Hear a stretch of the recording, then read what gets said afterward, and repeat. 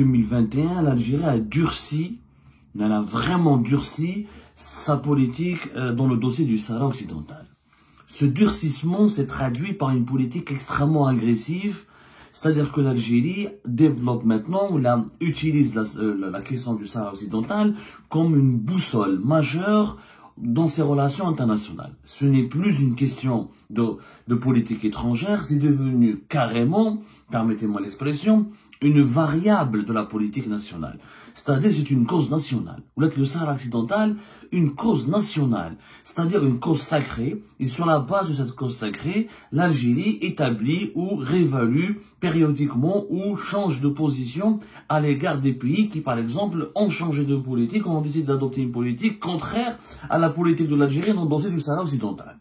En clair, l'Algérie se bagarre depuis 2021 et 2022 avec beaucoup de pays à travers le monde à cause du Sahara occidental. Je sais ce qui s'est passé avec l'Espagne de 2022 jusqu'à aujourd'hui, mais surtout de 2022 à 2023, parce que l'Espagne a décidé de reconnaître la souveraineté marocaine sur le territoire du Sahara occidental. On voit ce qui se passe en ce moment avec la France, depuis juillet 2024, fin juillet 2024, où la France a décidé de faire comme l'Espagne et de reconnaître la souveraineté du Maroc sur le territoire du Sahara occidental. Mais il n'y a pas que ces deux exemples de crise majeure, ouverte, où l'Algérie a décidé de suspendre d'abord ses relations diplomatiques, ensuite de suspendre ses relations économiques, provoquant des effets désastreux sur l'économie nationale, parce que l'Espagne et la France, c'est quand même, font partie des 5 clients et de ces 5 fournisseurs importants.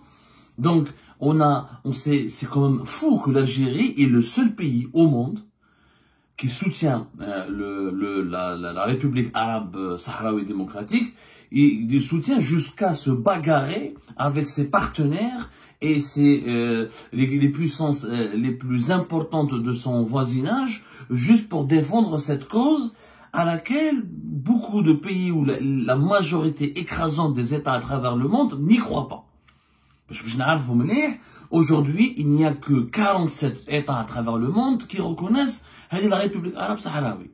Et sur les 47, honnêtement, selon plusieurs experts, il n'y a qu'une vingtaine qui ont continué à soutenir le Polisario, l'option d'un indépendant du Sahara occidental de façon active. L'Ukraine, sur la 47, et plus que la moitié, n'ont pas de soutien actif. C'est un soutien de principe, ou là juste un soutien verbal, ou là c'est un soutien symbolique, ni plus ni moins. Beaucoup de pays ont décidé d'ailleurs de ne plus soutenir la République arabe sahraoui, ils n'y croient plus. Certains pays, il faut savoir sur les statistiques d'une organisation espagnole, il y avait 87, à peu près 87 pays qui soutenaient, 84 États qui soutenaient ou là qui ont reconnu la République arabe sahraoui, c'est-à-dire qu'en même temps un pays indépendant dans ce territoire contrôlé par le Maroc, qui appartenait au Maroc et qui est revendiqué par le Maroc et qui est classé depuis 75, depuis les années 75-76, il est classé comme un territoire non autonome par les Nations Unies. Donc le statut officiel n'a pas été reconnu par les Nations Unies, mais beaucoup de pays à travers le monde reconnaissent que c'est le Maroc. Il y avait 84 États qui reconnaissaient depuis les années 80, 70 plutôt, 70, les années 70, les années 80, fin des années 70, début des années 80, qui reconnaissaient donc la légitimité de l'existence d'un pays indépendant qui s'appellerait le Sahara occidental. Jusqu'à 2020, depuis 2020, il n'y en a que 47. Il y a encore, ces derniers, récemment, 30 pays ont retiré leur reconnaissance. Il s'agit de pays essentiellement de l'Amérique latine, qui m'a le Salvador, qui m'a le Guatemala, qui m'a Haïti, qui m'a le Jamaïque, qui m'a le Paraguay, qui m'a la République dominicaine. 6 pays ont gelé ou là ont suspendu leur reconnaissance. Ils ont suspendu pour le moment, c'est-à-dire ils ont décidé de ne plus se mêler de ce dossier en attendant de voir plus clair. Donc il reste, on va dire, une trentaine de pays, entre 22 à 30 pays qui parlent de façon très épisodique, mais très isolée du Sahara occidental, notamment dans les instances de l'ONU. Il n'y a que l'Algérie qui fait du Sahara occidental une obsession. Jour et nuit, on dirait le Sahara, on dirait Ta'na. On dirait l'Algérie milite pour récupérer le Sahara, et non pas pour demander son indépendance. Et bien récemment, chose incroyable qui s'est passée, 2 pays de l'Amérique latine ont décidé en 2024, récemment, de de ne plus reconnaître, de s'éloigner du Polisario, de ne pas reconnaître la légitimité du Polisario. Ils ont décidé de reconnaître la souveraineté du Maroc sur le Sahara occidental. Il s'agit de l'Équateur et du Panama. De l'Équateur et le Panama. L'Équateur, il a annoncé ça en octobre 2024. L'Équateur, c'est un pays, bon, pas très connu auprès des Algériennes et des Algériens. C'est un pays lointain. Je connais bien l'Équateur. Mais à part la Copa América, ou dans les Coupes du Monde, ou là, les joueurs de football, etc. L'Équateur, c'est pas un pays très connu. Il faut dire la vérité. C'est pas un pays très connu. C'est un pays de l'Amérique latine. C'est un pays, la capitale s'appelle Quito. C'est un pays de même pas 20 millions d'habitants. Il reconnaissait la République arabe sahraoui depuis 1983. Et là, en octobre 2024, il a changé d'avis. Il ne croit plus. Les dirigeants de l'Équateur n'y croient plus à cette question. Comme beaucoup de pays à travers le monde. La majorité, je rappelle qu'il y a 190 États à travers le monde. Je sais pas le nombre des États dans l'ONU. 191, je crois. 193. Les 193, la majorité écrasante, ils ne reconnaissent pas le Sahara occidental. Et la majorité écrasante reconnaissent la marocanité, ou ils reconnaissent la marocanité, ou la souveraineté du Maroc sur le Sahara occidental, ou ils sont neutres. C'est pas un conflit qui m'intéresse, fait 300 000 habitants, les Sahraouis, est-ce que c'est des Marocains, est-ce que c'est des Algériens, est-ce que c'est ça. Ils comprennent rien à ce conflit, ils se mêlent pas. Nous sommes neutres. Ce que le jour où l'ONU va prendre une décision officielle, on va s'aligner sur la position de l'ONU. Ok, il y a d'autres pays qui ont préféré dire, comme la majorité des pays arabes, il n'y a pas un pays arabe qui reconnaît la race. Tous les pays du Golfe, par exemple, le Qatar qui est l'ami du régime algérien, il dit que c'est un territoire indivisible, c'est le Maroc il est uni, il commence de Tanger jusqu'à Guergueret, vers la fin du Sahara occidental. Mais qu'est-ce que la Ligue arabe ne reconnaît pas du tout la Ligue arabe, elle est le Polisario et le Sahara occidental. Pour vous dire, l'Algérie, donc, elle n'a pas aimé, c'est le régime algérien, c'est un type, quand je dis des fois, je me pose des questions sur sur la pertinence, on parle plus de la pertinence de la politique, on a du bien fondé de la politique, mais sur la stabilité psychique des décideurs algériens.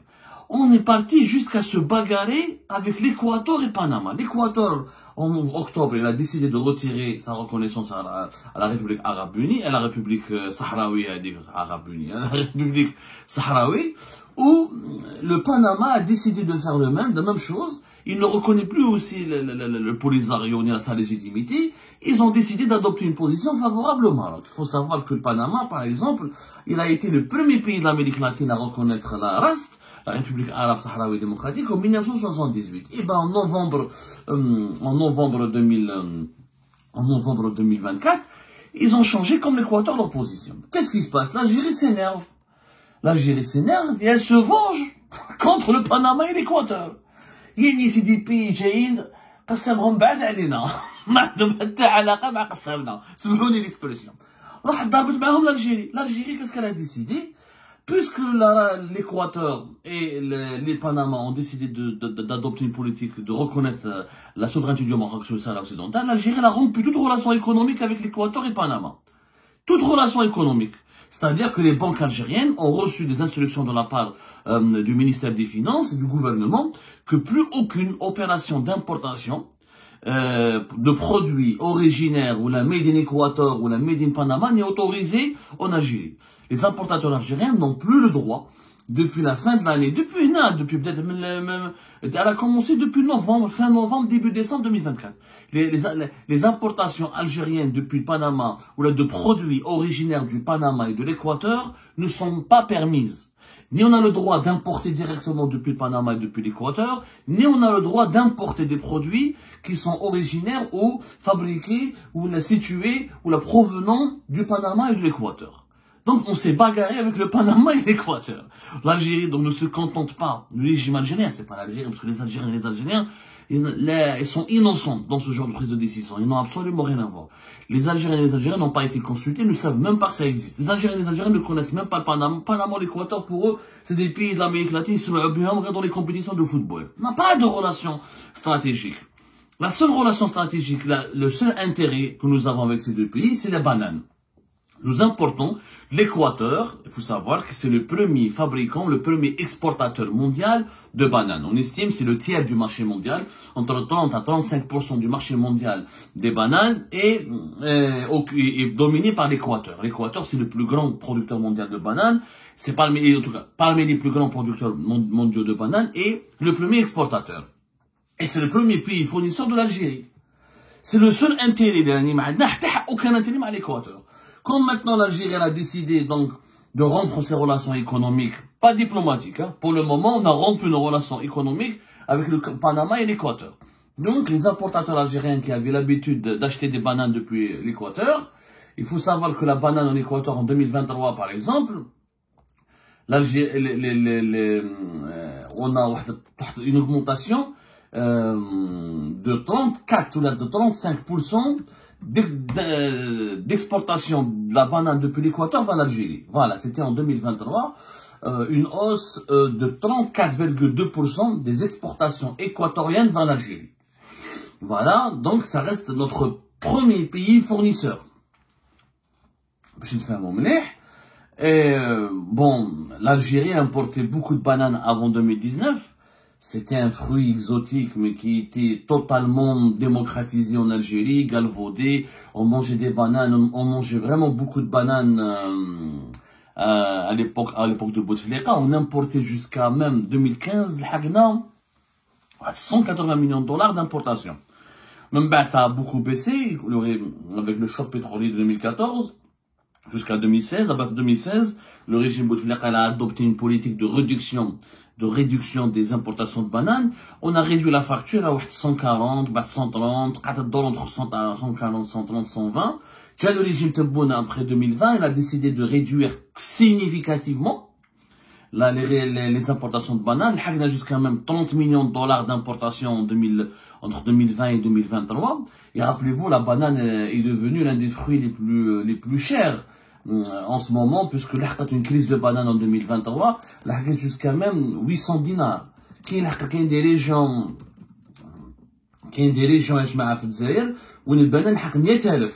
Rappelez-vous, c'était en 2023, il y avait une polémique énorme sur les bananes, où Taïb Zitouni à l'époque, qui était voilà, c'était entre avril, mai 2023, même en 2022, 2022, l'a dépassé déjà les 500, entre 800 dinars. Il y avait entre 2022 et 2023 une hausse des prix significative de la banane parce qu'il y avait une politique anti-importation. Et en 2020, comment on appelle ça? En 2023, en avril 2023, le gouvernement algérien avait décidé d'élargir un petit peu les quotas, parce qu'il y avait des quotas d'importation. Donc, c'est normal que le prix des bananes augmente. On est passé de 100 et quelques millions de dollars d'importation à 30 millions de dollars d'importation. Ça veut dire qu'on a réduit significativement les quantités. Donc, ce qui fait que les prix, la demande était plus forte que l'offre. Donc, les prix ont augmenté jusqu'à presque 1000 dinars. Presque 1000 dinars en 2023. Maintenant, le prix s'est stabilisé visiblement. En avril 2024, il était presque 500 dinars, 400. C'est selon les quotas d'importation. En tout cas, l'Algérie importe maintenant, c'est en 2022-2023, une trentaine de millions de dollars. En 2024, comme on n'a pas les chiffres officiels, on n'a que des estimations, parce que les douanes algériennes ne publient plus leur bilan, ne donnent plus les comptes rendus des opérations d'importation du pays, comme elles le faisaient jusqu'à 2020. À l'époque de Bouteflika, les douanes algériennes, la Direction générale des douanes, publie un document de plusieurs dizaines de pages dans lequel nous avons tout le compte rendu des opérations d'importation de l'Algérie, ce que l'Algérie importait, exportait, les comptes détaillés, les chiffres détaillés. Le régime Tebboune censure ces chiffres, comme il censure les chiffres sur le chômage de l'Agence nationale de l'emploi, de l'ANEM. Donc on ne connaît pas, on n'a que des estimations des experts de filière et des sources non officielles au sein des douanes qui nous donnent des estimations non précises. On peut parler d'une quarantaine de millions de dollars d'importation de bananes depuis 2024. Ça reste, quoi qu'il arrive, l'Équateur, c'est notre premier fournisseur. Maintenant, on risque de se diriger début 2025 vers une crise des bananes. Pourquoi? Parce que les importations de bananes équatoriennes ont été suspendues par l'Algérie. Ou à l'Algérie pour les avions, à l'Algérie dans le Sahara occidental. Donc à cause du Sahara occidental, les Algériens ne vont peut-être pas trouver ni manger facilement la banane. Il faut savoir que maintenant, l'Algérie, les importateurs algériens, ceux qui commercialisent les bananes en Algérie, importées, même si l'Algérie essaye depuis 2021-2022 de se lancer dans la culture locale des bananes, notamment du côté de Djidjel, etc., mais ça ne répond pas aux besoins des consommateurs. Il faudra maintenant trouver d'autres fournisseurs, qui m'a le Costa Rica, on n'est pas sûr. Ces pays-là n'ont pas les mêmes capacités de production, n'ont pas d'ailleurs les mêmes capacités d'exportation, même s'ils produisent beaucoup, comme les Philippines, les deux autres pays qui produisent les bananes sont les Philippines ou le Costa Rica, mais n'ont pas la même capacité logistique, n'ont pas la même capacité d'exporter.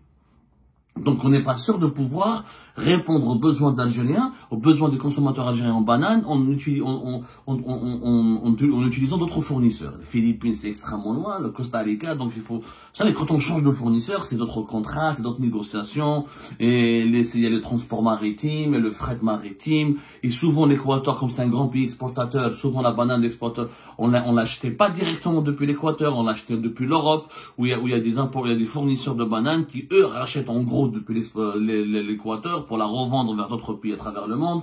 C'est une chaîne logistique. Ce business a plusieurs intervenants et il y a plusieurs intervenants, il y a plusieurs mécanismes, il y a plusieurs acteurs et c'est des négociations qui sont en permanence. Changer de fournisseur comme ça, c'est pas évident. Donc, tous les experts en ce moment, tous les importateurs et les entrepreneurs algériens qui ont été choqués par cette décision, parce qu'il y a des entrepreneurs, des importateurs algériens, les banques, non. On a reçu l'ordre, vous ne pouvez plus rien importer depuis l'Équateur et Panama. Pourquoi? À le Sahara occidental. Les Algériens, mais c'est moche. Bien sûr, quel est l'Algérien qui va s'intéresser à la position de l'Équateur ou du Panama par rapport au Polisario, ou par rapport au Sahara occidental? C'est de la folie. Mais c'est de la pure folie. Ou l'exemple relance encore une fois les interrogations sur la politique étrangère de l'Algérie. Et c'est une politique à géométrie variable. Tu te disputes, tu sanctionnes l'Équateur et le Panama. Et tu oublies que des grandes puissances et des pays arabes importants soutiennent la marocanité du Sahara occidental. Les États-Unis d'Amérique soutiennent la marocanité du Sahara occidental. Pourquoi ne pas sanctionner économiquement les Américains? Alors, pourquoi sanctionner l'Équateur et le Panama et tu sanctionnes pas les États-Unis d'Amérique? Il fallait sanctionner les États-Unis d'Amérique, c'est les États-Unis d'Amérique qui ont commencé, c'est le membre permanent du Conseil de sécurité de l'ONU. Ils reconnaissent la marocanité du Sahara occidental, carrément. Pour eux, il n'y a ni autonomie, ni rien du tout. Pour les Américains, le Sahara occidental est une région marocaine, 100% marocaine. Il fallait se disputer avec les Américains. Il fallait rompre des relations avec les Américains. Est-ce que l'Algérie est capable de sanctionner économiquement les États-Unis d'Amérique? Ah non, les Américains, on ne peut pas les affronter.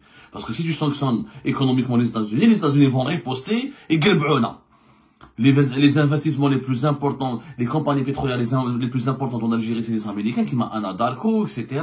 Les Américains sont extrêmement puissants, c'est la première puissance au monde, donc on n'y touche pas. Donc l'Algérie préfère faire du chantage à la France, parce que la France est une communauté algérienne importante et une relation historique importante, ou la sanctionner des pays qui n'ont aucun impact sur l'Équateur ou le Panama. C'est des petits pays, la vérité. Ils ne sont pas membres du Conseil de sécurité de l'ONU, ils ne sont pas des puissances régionales importantes, ce ne sont pas des puissances mondiales, l'ONU, ils pèsent rien. Panama ou l'Équateur ne pèsent rien. D'un côté, on a de bonnes relations avec le Qatar, avec quelques pays, l'Égypte, le Qatar, ils soutiennent tous le Maroc. Il n'y a aucun pays arabe qui reconnaît le Polisario ou qui traite avec lui. La Turquie soutient directement la Turquie soutient le Maroc. Et pourtant, c'est un partenaire important.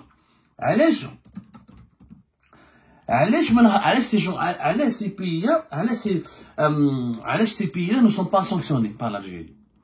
Pourquoi aller créer un conflit? Franchement, pourquoi aller créer un conflit avec des pays, comment dirais-je, avec des pays qui sont malheureusement insignifiants sur la scène géopolitique mondiale, dans l'ordre géopolitique mondial, et pourquoi s'en prendre à ces pays-là et les sanctionner économiquement et créer des querelles avec eux, alors que nous avons des grandes puissances régionales et mondiales qui affichent clairement qu'ils sont pour la reconnaissance du Maroc, la reconnaissance de la souveraineté du Maroc sur le territoire du Sahara occidental. Et face à ces puissances, le régime algérien ne fait absolument rien. Je lui dis bien, il ne fait absolument, il ne bouge même pas le petit doigt, comme c'est le cas des États-Unis d'Amérique. Donc, cette attitude, elle est irrationnelle. Elle est irrationnelle sur tous les plans. Non, je vais provoquer une crise des bananes, une pénurie des bananes dans mon pays parce que je me suis bagarré avec mon premier fournisseur de bananes parce qu'il ne reconnaît pas le Polisario et le Sahara occidental. Mais c'est quoi la relation? L'Équateur, c'est un pays qui, il a décidé, il est souverain d'abord. L'Algérie n'a pas le droit de lui imposer comment il doit diriger sa politique étrangère. Puis ils sont pas convaincus.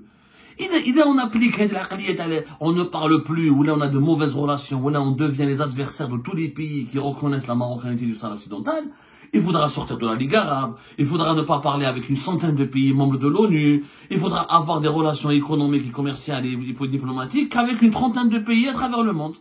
On va s'isoler encore davantage. C'est pas une cause, ce n'est pas une cause universelle, le Sahara occidental. C'est 300 000 habitants. La majorité des États du monde, je ne vais pas soutenir un État avec 300 000 habitants, dont l'histoire, elle est complètement louche. La majorité de ces Sahraouis, historiquement, ils étaient dans le royaume du Maroc pendant des siècles, même ils étaient avec l'Espagne pendant plusieurs décennies. Mais personne ne croit à ce pays qui devrait exister. Un pays de même pas 300 000 habitants, les gens n'y croient pas. C'est pas la Palestine, le Sahara occidental. La Palestine, oui, c'est une cause juste. C'est une cause universelle. Il y a le peuple palestinien, il a une histoire millénaire, il y a un peuple de plusieurs millions de personnes, il y a une mobilisation mondiale et régionale. Mais le Sahara occidental ne mobilise personne, il faut dire la vérité. Il y a beaucoup de sympathisants. Il a des sympathisants, le Polisario, il a des sympathisants à travers le monde. Mais ce ne sont pas des sympathisants qui se comptent sur le bout des doigts. Il faut laisser l'ONU régler ce problème. C'est à l'ONU de régler c'est à l'ONU de sanctionner éventuellement, ou de rappeler à l'ordre, ou de faire respecter le droit international. L'Algérie n'est pas l'ONU. Donc, quel est l'objectif, quelle est l'efficacité d'aller se bagarrer, encore une fois, avec des pays lointains, comme le Panama et l'Équateur, de ne plus faire du commerce avec eux, alors qu'on, mis à part les bananes, on n'a pas d'intérêt économique important avec eux. Ils créent des pénuries de certains produits alimentaires sur le marché algérien, juste pour défendre une cause qui s'appelle le Sahara occidental et à laquelle, encore une fois, les plus grandes puissances de ce monde, les puissances mondiales et régionales et la majorité des pays à travers le monde n'y croient pas. Personne n'y croit. Il faut dire la vérité. Allez, on va s'isoler davantage. Là, on est en train de s'isoler. C'est ridicule. Tu vas sanctionner le Panama et l'Équateur, mais tu ignores et tu fais semblant de traiter avec et tu dis rien aux Américains qui, eux, ont fait pire. Ça n'a pas de sens. C'est illogique. C'est irrationnel. Et c'est contre-productif. Ça donne, pour les intérêts de l'Algérie, ça donne une image extrêmement mauvaise de l'Algérie. Ça fait de l'Algérie un pays instable, un pays irrationnel, un pays déraisonnable.